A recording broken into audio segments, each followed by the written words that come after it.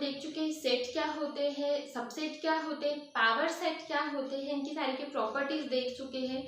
जब हम इनका यूनियन, इंटरसेक्शन और कॉम्प्लीमेंट कैसे निकालते हैं सब देख चुके हैं सेट का। आज हम देखेंगे कि डी मॉर्गन्स थ्योरम क्या होती है। डी मॉर्गन्स ने दो थ्योरम दी थी, एक तो लॉ ऑफ कॉम्प्लीमेंट और सेकंड दी थी law of union and intersection. इन दो थ्योरम को डी मॉर्गन्स ने किस तरीके से शो किया है देखते हैं क्या होती है De Morgan's theorem.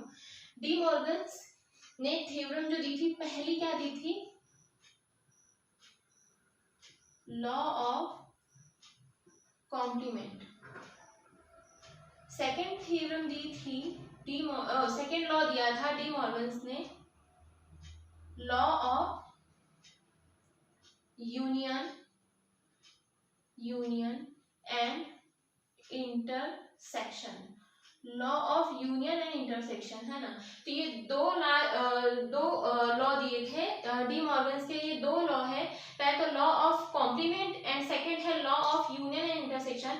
Law of complement के बेस पे क्या होता है, डी मॉर्गन्स ने कहा था कि जब हम किसी भी यूनियन ए यूनियन बी का जब कॉम्प्लीमेंट लेते हैं तो वो क्या होता है, ए कॉम्प्लीमेंट और जो यूनियन है वो चेंज हो जाता है इंटरसेक्शन में। इसको आगे हम प्रूफ भी करेंगे और इसको दो तरीके से हम प्रूफ करेंगे। एक तो वेन डायग्राम के थ्रू प्रूफ करेंगे और मैं कोई दो सेट लूंगी ए बी, कोई भी हम किसी भी उसमें कोई भी मतलब एलिमेंट्स लेंगे और उसके थ्रू देखेंगे कि क्या ये जो लॉ दिए हैं ये प्रूफ होते हैं कि नहीं। तो ए कॉम्प्लीमेंट जो यूनियन है वो चेंज हो जाएगा इंटरसेक्शन में और हो जाएगा ये बी कॉम्प्लीमेंट इस तरीके से। और सेकेंड जो उसने लिया था, जब ए इंटरसेक्शन बी करेंगे है ना, ए इंटरसेक्शन बी करेंगे जब उसका कॉम्प्लीमेंट लेंगे तो वो हो जाएगा ए का कॉम्प्लीमेंट, इंटरसेक्शन चेंज हो जाएगा यूनियन में और सेकेंड हो जाएगा बी कॉम्प्लीमेंट है ना। इस तरीके से जो डी मॉर्गन ने जो कॉम्प्लीमेंट के दो लॉज दिए थे। अब law of union and intersection क्या होता है, law of union and intersection होता है जब हम ए के साथ में यूनियन करते हैं बी इंटरसेक्शन सी का। ए के साथ जब हम यूनियन करेंगे बी इंटरसेक्शन सी का तो वो क्या हो जाएगा, वो हो जाएगा ए यूनियन बी और इंटरसेक्शन सेम रहेगा। ये डिस्ट्रीब्यूटिव लॉ के थ्रू काम करता है, जैसे डिस्ट्रीब्यूटिव लॉ होता है उसी तरीके से हम यूनियन को बी पे भी डिस्ट्रीब्यूट कर रहे हैं और यूनियन को सी पे भी डिस्ट्रीब्यूट कर रहे हैं। तो ए यूनियन बी और जो इंटरसेक्शन है यहाँ सेम रहेगा और ये हो जाएगा ए यूनियन सी इस तरीके से। ये और एक उसने लिया था इंटरसेक्शन, ये था यूनियन के लिए एक ले लिया हमने। अब लेंगे नेक्स्ट इंटरसेक्शन के लिए, ये था A intersection B union C जब किया तो क्या हुआ ये। अब मैं यहाँ पे मैंने यूनियन को डिस्ट्रीब्यूट किया, अब यहाँ पे मैं इंटरसेक्शन को डिस्ट्रीब्यूट करूंगी। A intersection B union same as रहेगा और हो जाएगा ए इंटरसेक्शन सी।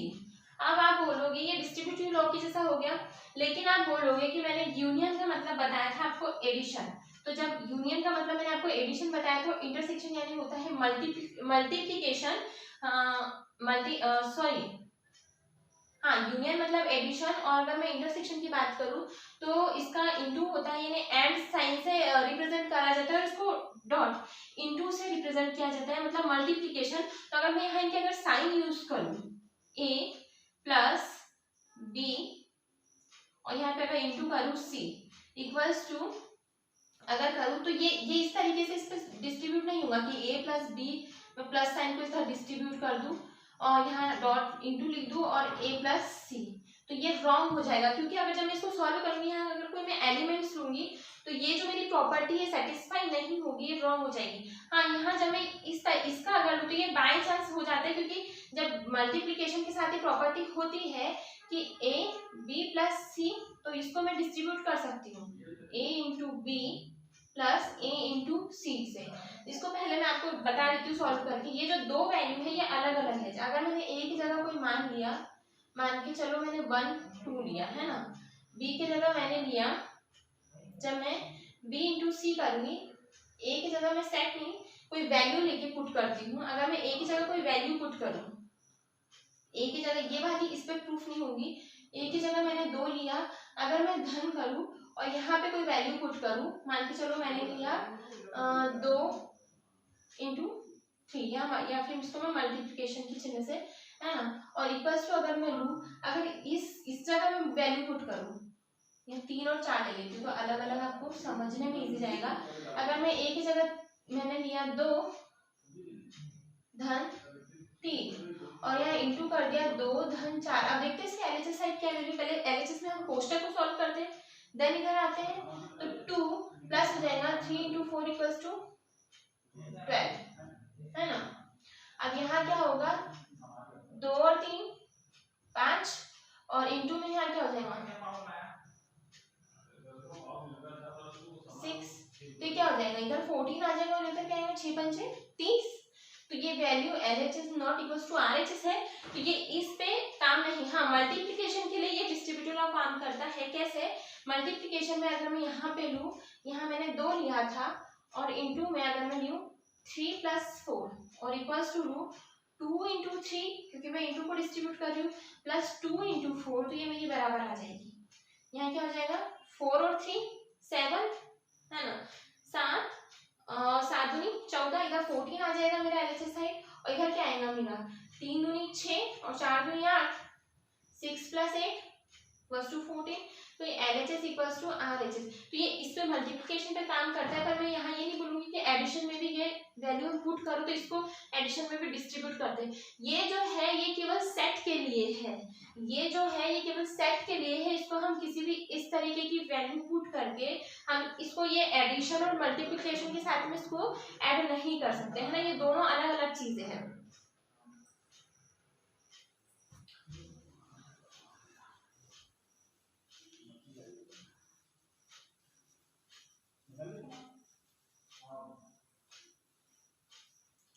तो अब प्रूफ करते, ये वैल्यू को प्रूफ करते, फिर इसको प्रूफ करते हैं। क्या होता है, जब A यूनियन B मैंने लिया, मैं भी पहले फर्स्ट इसको प्रूफ कर रही हूँ, तो जब मैंने A यूनियन B लिया तो मान के चलो मैंने पहले मैं आपको वैसे सेटिस्फाई करके बता रही हूँ, फिर आपको वेन डायग्राम से इसको पहले सेट लेके सेटिस्फाई करती हूँ।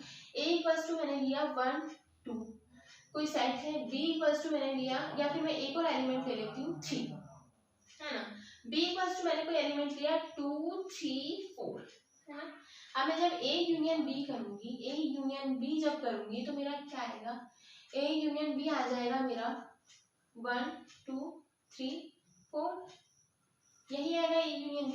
और जब मैं A का कॉम्प्लीमेंट लूंगी और इंटरसेक्शन B का कॉम्प्लीमेंट लूंगी, A मेरा ये दिया है ना, मान के चलो कोई यूनिवर्सल सेट मेरा क्या है 1 2 3 एंड 4, तो A का कॉम्प्लीमेंट मेरा क्या हो जाएगा 4, B का कॉम्प्लीमेंट मेरा क्या हो जाएगा 2 3 4 को छोड़ के 1, A का कॉम्प्लीमेंट मेरा हो गया 4 1 2 3 है ना, तो 1 2 3 को छोड़ के जो A का कॉम्प्लीमेंट हो गया मेरा 4, और B जो है 2 3 4 है, तो B को छोड़ के मेरा कॉम्प्लीमेंट हो गया ये, है ना। और जब मैं A यूनियन B मैंने लिख दिया, जब मैं A यूनियन B का कॉम्प्लीमेंट लूंगी, A यूनियन B मेरा क्या हो गया 1 2 3 और 2 3 4, है ना, इसमें मैं एक और एलिमेंट अगर ले लूँ तो ये क्या आ जाएगा मेरा, अगर मैं नहीं भी लूँ तो ये क्या है मेरे, इसमें क्या वैल्यू आएगी मेरी, जब मैं A यूनियन B का जब मैं कॉम्प्लीमेंट लूंगी, तो आप बोलोगे यहाँ पे 1 2 3 4 तो पूरे हो गए, तो यूनिवर्सल सेट में तो कोई बचा ही नहीं, तो इसका कॉम्प्लीमेंट क्या लिखेंगे, इसका कॉम्प्लीमेंट आएगा नल सेट। और नल सेट मैंने आपको बताया था कि नल सेट एक सेट होता है और ये सेट सभी का सबसेट होता है, जिसको हम 5 से रिप्रेजेंट करते हैं। अब मैं अगर A complement intersection B complement लूँ, A complement intersection B complement अगर लूँ, तो मैंने अगर A इंटरसेक्शन B, दोनों में मुझे कोई कॉमन एलिमेंट दिख रहा है नहीं है, तो इज इक्वल्स टू ऑल्सो 5, है ना, मतलब नल सेट कोई एलिमेंट नहीं है ना, तो ये हो गया मेरा दोनों चीजें सेम।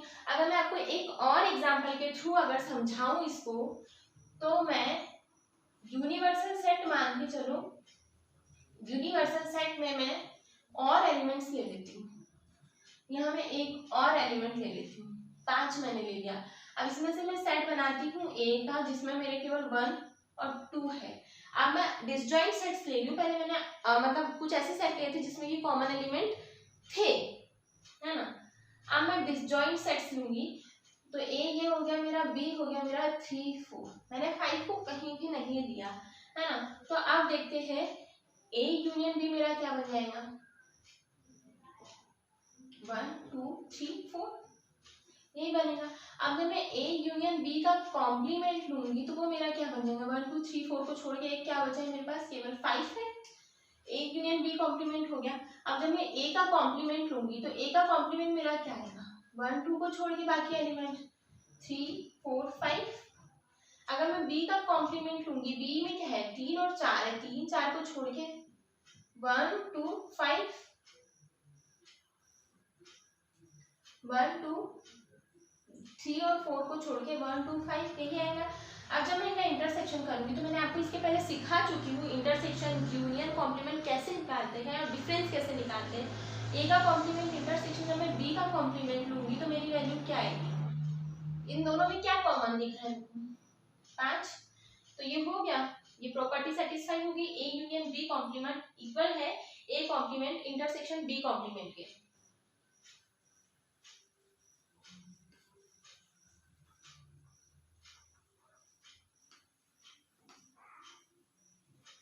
है ना। उसी टाइप से अगर मैं सेकंड प्रॉपर्टी लूं, ए इंटरसेक्शन बी का कॉम्प्लीमेंट, अब मैं इसको वेन डायग्राम पे भी आपको शो करके बताती हूँ। ये मैंने 2 डायग्राम लिए, है ना।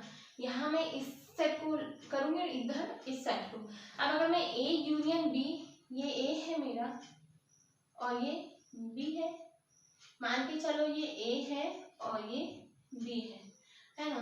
तो ए यूनियन बी क्या हो जाएगा मेरा, ये वाला एरिया पूरा ए यूनियन बी मेरा पूरा हो जाएगा, जिसमें मेरे सारे एलिमेंट्स आ जाएंगे। ए यूनियन बी हो गया। और जब मैं ए यूनियन बी का कॉम्प्लीमेंट देखूँ तो मेरा ये एरिया, मैं इसको दूसरे कलर से कर देती हूँ, मेरा ये एरिया आ जाएगा।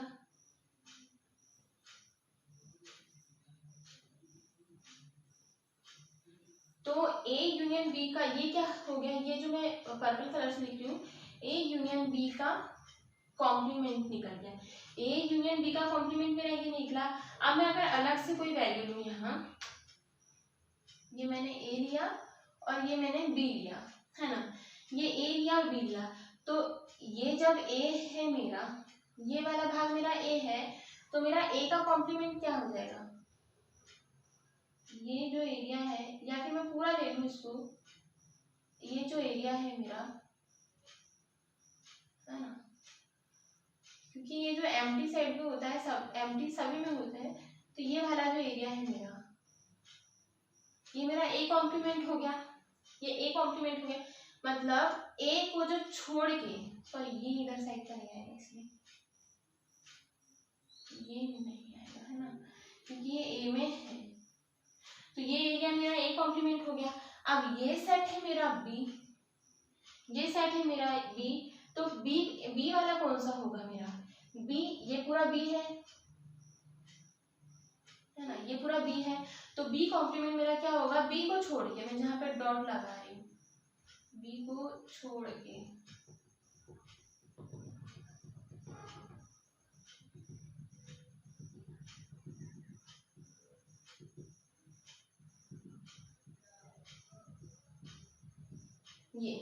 ये जो एरिया है मेरा, इस भाग को छोड़ के जो एरिया है मेरा, ये जो यहाँ है ना, इसको छोड़ के जो एरिया मेरा बना है वो मेरा बी कॉम्प्लीमेंट है, बी कॉम्प्लीमेंट। अब जब मैं A complement intersection B complement करूँ, तो ऐसे कहाँ पे है जहां मुझे दोनों कॉमन एलिमेंट कहाँ मिल रहे हैं, मुझे यहीं पे मिल रहे हैं, इसमें भी कॉमन नहीं है ना, इसमें भी, इसमें मतलब कि लाइनिंग वाले और डॉट वाले दोनों कॉमन मुझे इस एरिया पे मिल रहे हैं। ये जो एरिया है मेरा यहाँ, ये जो मेरा एरिया है, ये जो एरिया है मेरा, ये इधर साइड सारा, है ना। ठीक है, देखिए दोनों चीजें सेम हो गई। वेन डायग्राम पे भी हमने समझ लिया कि इसको किस तरीके से शो करेंगे, और इसके एलिमेंट्स लेके भी समझ लिया कि किस तरीके से शो करेंगे, है ना। तो ये हो गया ए यूनियन बी का कॉम्प्लीमेंट इक्वल होता है A complement intersection B complement की। ये चीजें प्रूफ हो गई। अब नेक्स्ट देखते हैं।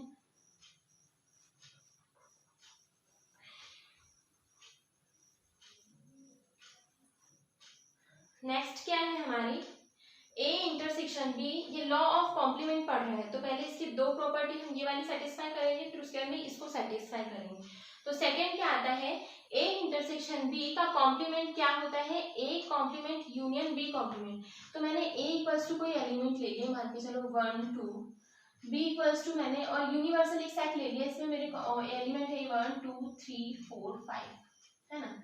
ए इंटरसेक्शन बी करना है, बी इक्वल्स टू मैंने ले लिया 2 3, है ना।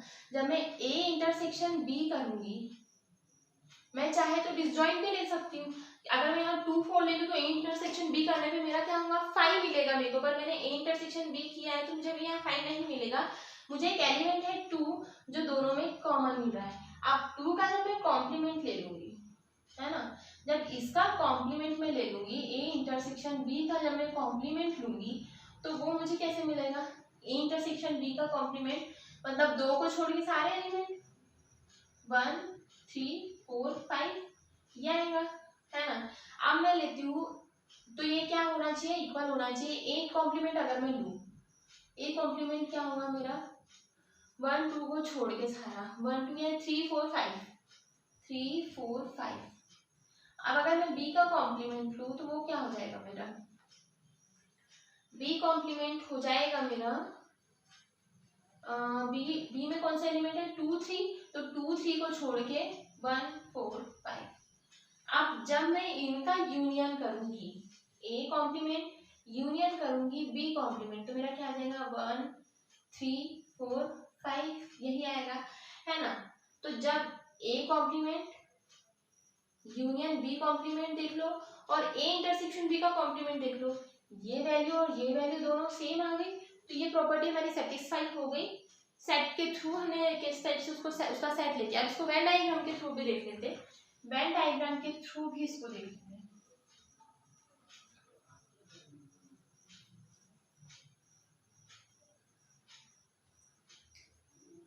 वेन डायग्राम कैसे बनेगा,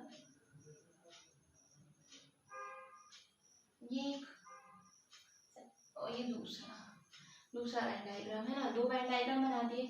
अब मैं इस प्रॉपर्टी को लेके चल रही हूँ, तो मान के चला मैंने ये ए है मेरा और ये मेरा बी है, इसमें भी बना देती हूँ, ये ए है और ये बी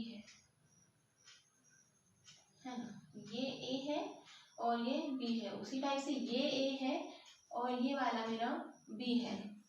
तो जब ए बी हो गया, अब मैं क्या देखूंगी, ए इंटरसेक्शन बी मेरे को लेना है ना। तो जब मैं ये ए इंटरसेक्शन बी में यही पार्ट होगा जो दोनों में कॉमन है, ये है मेरा ए इंटरसेक्शन बी। अब मैं अगर इसका कॉम्प्लीमेंट लूँ, ए इंटरसेक्शन बी का कॉम्प्लीमेंट लूँ, तो इसको छोड़ के जो मेरा सारा ये वाला एरिया है, ये वाला जो एरिया है मेरा सारा, है ना, ये जो एरिया है मेरा, ये सारा एरिया मेरा हो जाएगा ए,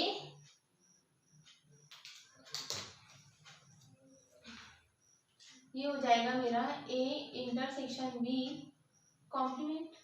अब इधर साइड अगर मैं देखूं, अगर मैं ये मेरा ए है, ए को छोड़ के जितने मेरे हैं, जो भाग मेरा बच रहा है वो हो जाएगा मेरा ए का कॉम्प्लीमेंट। ए कॉम्प्लीमेंट अगर मैं निकालूं तो ये साइड हो जाएगा मेरा ए कॉम्प्लीमेंट, है ना, ए को छोड़ के। अब ये बी है, बी को छोड़ के अगर मैं निकालूं तो बी कॉम्प्लीमेंट मेरा क्या निकलेगा,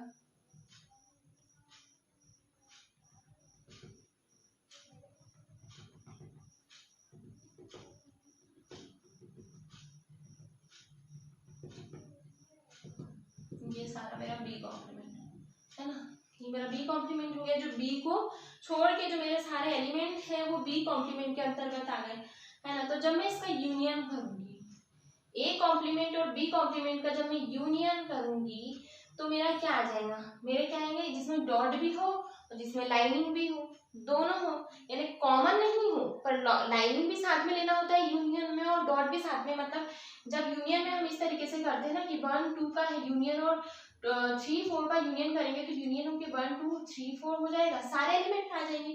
तो उसी टाइप से इसमें भी होगा, है ना। तो इसमें मेरा ये जो भाग है, मतलब इस एरिया को छोड़ के ये सारा, ये वाला,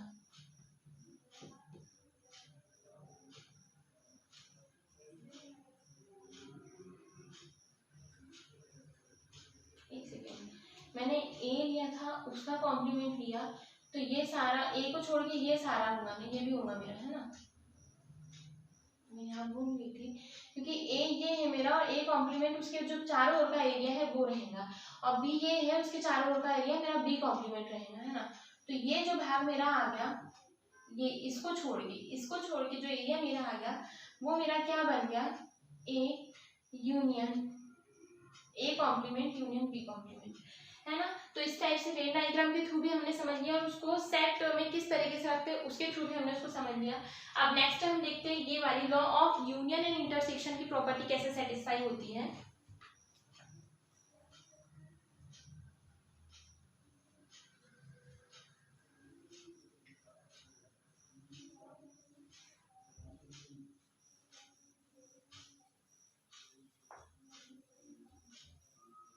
है ना।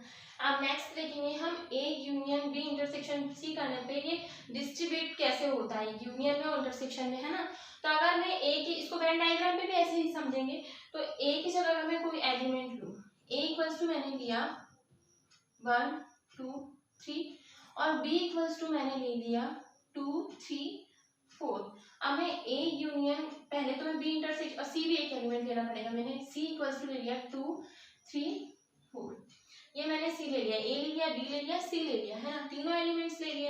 अब मैं जब A union B intersection C को देखूंगी तो पहले मैं बी इंटरसेक्शन सी कर लेती हूँ, क्या आता है मेरा, बी इंटरसेक्शन सी करने पे मेरा क्या आ रहा है, कौन से एलिमेंट्स मेरे जो कॉमन है, 2 3 4 सॉरी 2 3 4 नहीं 3 4 5 सेम हो जाएंगे, और अगर सेम भी होते हैं तो उसका वैल्यू 5 आ जाता है। इसका टेंशन नहीं लेना है कि सेम वैल्यू हो गई तो हम क्या वैल्यू लेंगे, अगर सेम वैल्यू होगी तो इसका वैल्यू मेरा कुछ नहीं आएगा, नल सेट आ जाएगा, है ना। अगर बी इंटरसेक्शन सी मैं लूँ तो इसमें मेरा वैल्यू कौन सी कॉमन है, 3 एंड 4, 3 एंड 4, ये वैल्यू मेरी कॉमन आ रही है। अब देखती हूँ मैं बी इंटरसेक्शन सी मैंने ले लिया, अब मुझे एक के साथ इसका यूनियन करना है ना। तो जब मैं इस वैल्यू का ए के साथ यूनियन करूंगी तो यूनियन में मेरा क्या है, यूनियन में हो जाएगा मेरा 1 2 3, जब मैं इसको खोलूंगी तो मेरा क्या हो जाएगा 1 2 3 4, यही आ रहा है मेरा, यूनियन करने पे 1 2 3 4 वैल्यू आ रही है। तो मतलब ये मेरी हो गई A union B intersection C की वैल्यू। अब मैं जब दोनों को देखती हूँ, जब मैं ए यूनियन बी करूँ, है ना, जब मैं ए यूनियन बी करूंगी तो मेरा क्या होगा वैल्यू, इसके मैं नीचे कर रही हूँ, ए यूनियन जब मैं बी करूंगी तो मेरी वैल्यू आएगी, ए यूनियन बी में आ जाएगी मेरी वैल्यू 1 2 3 4। जब मैं इससे यूनियन, सेट में कभी भी कॉमन, सेट में कभी भी मतलब एक वैल्यू दो बार डिफाइन नहीं होती है, एक वैल्यू को एक ही बार लिखा जाता है, बार बार रिपीट नहीं किया जाता है ना, डिस्टिंक्ट एलिमेंट होते हैं इसमें। अब मैं अगर ए यूनियन बी कर दिया, ए यूनियन सी लूँ तो मेरे एलिमेंट्स क्या हो जाएंगे, ए यूनियन सी, इसमें भी वही हो जाएंगे 1 2 3 4। अब जब मैं इनका दोनों का इंटरसेक्शन ले लूँ, ए यूनियन बी का और ए यूनियन सी का, तो दोनों में सेम एलिमेंट है तो कॉमन पूरे आ जाएंगे, A union B intersection A union C, तो क्या हो जाएगा मेरा 1 2 3 4। अब आप देख सकते हैं कि इसकी वैल्यू और इसकी वैल्यू सेम आ गई, तो ये प्रॉपर्टी हमारी सेटिस्फाई हो गई। इसी टाइप से आप इसको वेन डायग्राम पे बना के भी देख सकते हो। अब मैं लेती हूँ इसकी second property,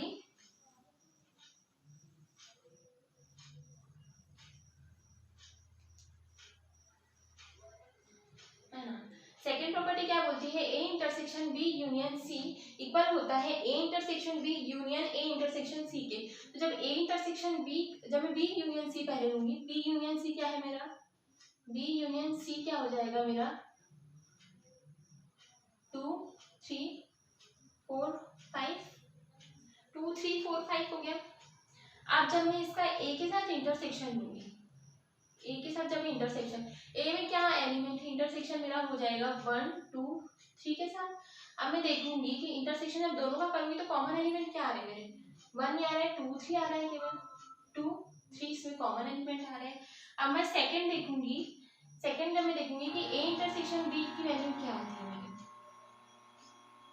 A intersection B 2 3, A intersection C, A के साथ जब मैं इंटरसेक्शन लूँ सी का, तो ए इंटरसेक्शन सी क्या आएगा मेरा, ए ये है 1 2 3 और सी क्या है 2 3 4 5, तो इसमें केवल मेरा कॉमन एलिमेंट क्या आएगा, ओनली 3 ही कॉमन आएगा, अदरवाइज कोई नहीं है ना। तो अब क्या करूंगी मैं, अब ए इंटरसेक्शन सी भी मेरा हो गया, ए इंटरसेक्शन बी, अब मैं जब A intersection B union of A intersection C लूंगी तो क्या आएगी, दोनों की वैल्यू पुट कर देती हूँ, 2 3 एंड 3, यहाँ पे यूनियन बचेगा, यूनियन बचेगा तो क्या आ जाएगा 2 एंड 3, तो ये वैल्यू आप देखिए और ये वैल्यू देखिए, इसकी वैल्यू भी 2 3, इसकी वैल्यू भी 2 3, तो ये प्रॉपर्टी हमारी सेटिस्फाई हो गई, ये प्रॉपर्टी भी हमने सेटिस्फाई कर ली सेट के थ्रू। अब इसको वेन डायग्राम के थ्रू भी करके देख लेते हैं, है ना, वेन डायग्राम के अनुसार कैसे इसको करेंगे ये भी देख लेते हैं। तो आपको इसको वेन डायग्राम पे वैल्यू कैसे लेते हैं वो भी पूरे तरीके से क्लियर हो जाएगा। अब इस वैल्यू को अब इसको दोनों के प्रूफ हमने देख लिया, वेन डायग्राम के थ्रू इसका प्रूफ देखते हैं क्या होता है। ये कोई सेट लिया मैंने, ये ए है, ये बी है और ये सी है ना, इसी टाइप से मैं एक और ले लेती हूँ, ये ए है, बी और ये सी, ए बी सी ले ली मैंने, है ना, ये मेरा ए है, ये वाला बी है और ये सी है, ए बी और ये सी। जब मैं फर्स्ट प्रॉपर्टी देखूं कि बी इंटरसेक्शन सी वाला पार्ट कौन सा होगा मेरा, ये जो है ये वाला होगा जिसमें ये बी है और सी है, तो ये वाला जो मेरा पार्ट है ये हो जाएगा मेरा बी इंटरसेक्शन सी, है ना। और जब मैं ए के साथ इसका यूनियन करूंगी, ए के साथ जब मैं बी इंटरसेक्शन सी का यूनियन लूंगी तो मेरा कुछ ये पार्ट बनेगा, ये वाला,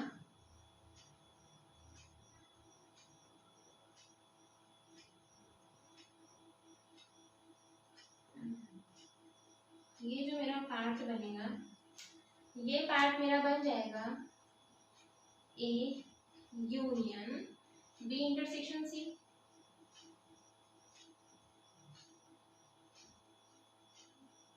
है ना। अब अगर मैं यहाँ देखूँ वेन डायग्राम के थ्रू तो मेरा ए क्या है ये है और बी ये है, जब मैं ए यूनियन बी लूंगी तो मेरा ये हो जाएगा,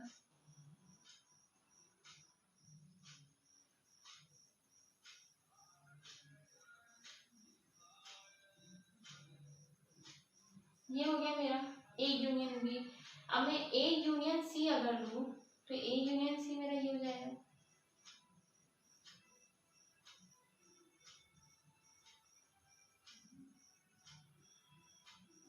ये हो गया मेरा ए यूनियन सी, है ना। ये जो सिंगल लाइन है ये सिंगल लाइन वाला है मेरा ए यूनियन बी, है ना, सिंगल लाइन वाला है मेरा ए यूनियन बी, और जो डबल लाइन है जिसमें मतलब डबल क्रॉस है वो वैल्यू मेरी हो गई, सॉरी डबल क्रॉस नहीं, सिंगल वैल्यू नहीं, मतलब डबल क्रॉस के साथ में सिंगल वैल्यू भी है मेरी, है ना। तो वो जो मेरी इधर साइड का जो पार्ट है ये हो गया मेरा ए यूनियन सी।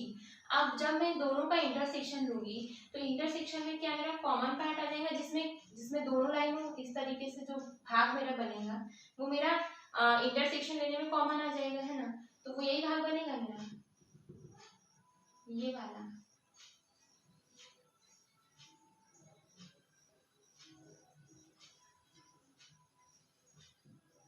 आप इसको देखो और इसको देखो, ये जो पार्ट था यही पार्ट इसमें भी आया,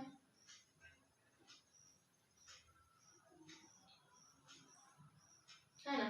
तो ये इस तरीके से ये वाली प्रॉपर्टी सेटिस्फाई हो गई। अब नेक्स्ट देखते हैं, नेक्स्ट में ऊपर करके बता देती हूँ आपको, ये लिए मैंने दो, है ना। अब इसमें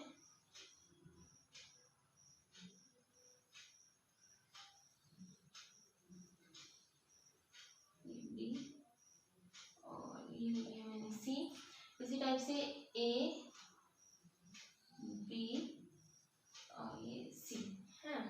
तो जब मैं ए इंटरसेक्शन जब बी, पहले मैं बी यूनियन सी ले लेती हूँ, तो ये भाग मेरा सी का है और ये भाग बी का है, तो मेरा बी यूनियन सी इस तरीके से बनेगा, ये बी भी पूरा लिखाएगा मेरा और साथ में सी वाला पार्ट भी पूरा आएगा।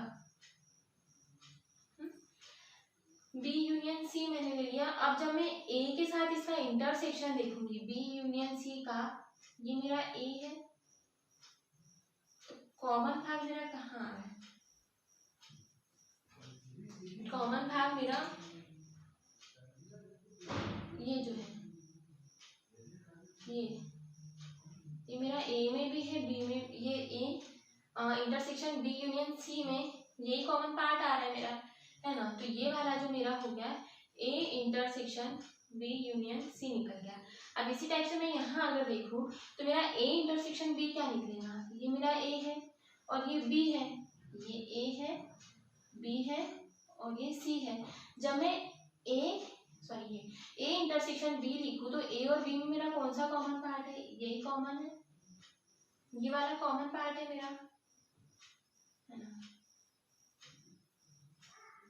ये वाला, ये भाग हो गया मेरा ए इंटरसेक्शन सी का, ए इंटरसेक्शन सी, है ना। अब मैं ए इंटरसेक्शन बी हुआ, ए इंटरसेक्शन सी देखूं, ए इंटरसेक्शन